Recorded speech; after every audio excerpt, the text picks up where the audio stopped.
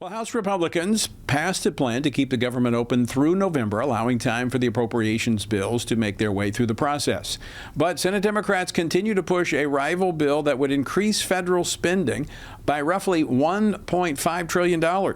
But that measure has repeatedly failed to gain enough support in the Senate. Will they drop it and allow the government to reopen?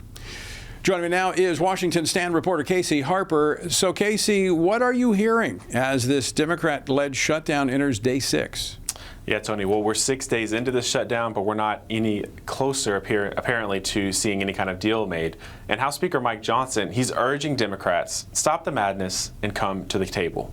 We need a handful of Democrats to stop the madness, reopen the government, so that we can get to these critical debates about the year-end policy decisions with regard to the further reforms to health care. So the Senate is expected to vote down 2 plans to reopen the government today, one likely even during this program. And meanwhile, the House, they're on recess, Tony, of course, and the Senate Democrats, they're pushing their own plan, but that's expected to fail as well. So Speaker Johnson, he says the Democrats are just playing politics instead of working on the real solutions. Meanwhile, the White House, they're warning of job losses if the shutdown drags on, Tony. Well, obviously, we're going to continue to watch it. But as you said, even in my conversations with members over the weekend, it doesn't look good for this reopening anytime soon. So let's move on, Casey. Cities like Portland and Chicago are dealing with ongoing protest and unrest, but are rejecting federal assistance. What's the latest on the move to send federal troops, National Guard, to many of these big cities?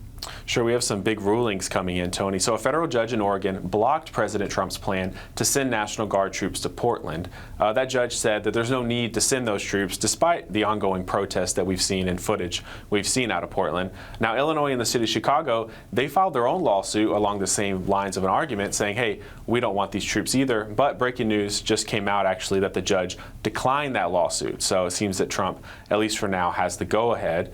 And the lawsuit, of course, it comes as the Trump administration, they're planning to send 700 total troops, 300 from Illinois, 400 from Texas that have been federalized into the city of Chicago, which is known for its high homicide rate. Now, the president says that Democrat-led cities are plagued by lawlessness, and the Chicago is a good example of that. But local officials, they argue the federal involvement, it only makes things worse. And of course, they say the lawsuit claims no American should face military action because of political reasons or disagreeing with the president. Casey, speaking of blue cities, there's a new program in the Seattle schools that's raising alarms among parents. What's going on in Seattle? Yeah, this is a pretty troubling story out of Seattle, Tony. Seattle Public Schools are reportedly giving gender transition products like chest binders and tucking underwear to middle and high school students without telling the parents. Yeah, you heard that right. So these items are being provided by Seattle Children's Hospital, and they're being put into school lockers without parental notification or consent, according to the report. And it's all part of this growing push to promote gender ideology in schools and keep the parents in the dark. Now, the timing's interesting because just before the Supreme Court tomorrow, actually, is Childs versus Salazar. It's a major case where a Christian counselor in Colorado, she uses biblical and faith-based counseling to help teenagers struggling with their so-called gender identity issues. Now, this counselor, though, is in hot water because Colorado, like many states, has now banned using the Bible to counsel students who are thinking about some kind of gender transition. Naturally, she argues, hey, this violates free speech, it violates my religious freedom rights. In this case, Tony, before the Supreme Court, it could have precedent that affects laws that are similar in about 30 states. Well, I would say this is a critical issue. We've been tracking this issue. This is not the first time the issue of transgenderism has gotten to the Supreme Court.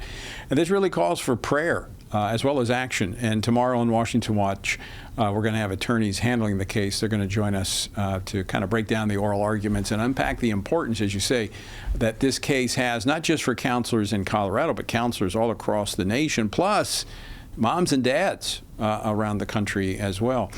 Casey, I want to turn to the Middle East. What's the latest on the ceasefire negotiations between Hamas and Israel that's taking place in Egypt today?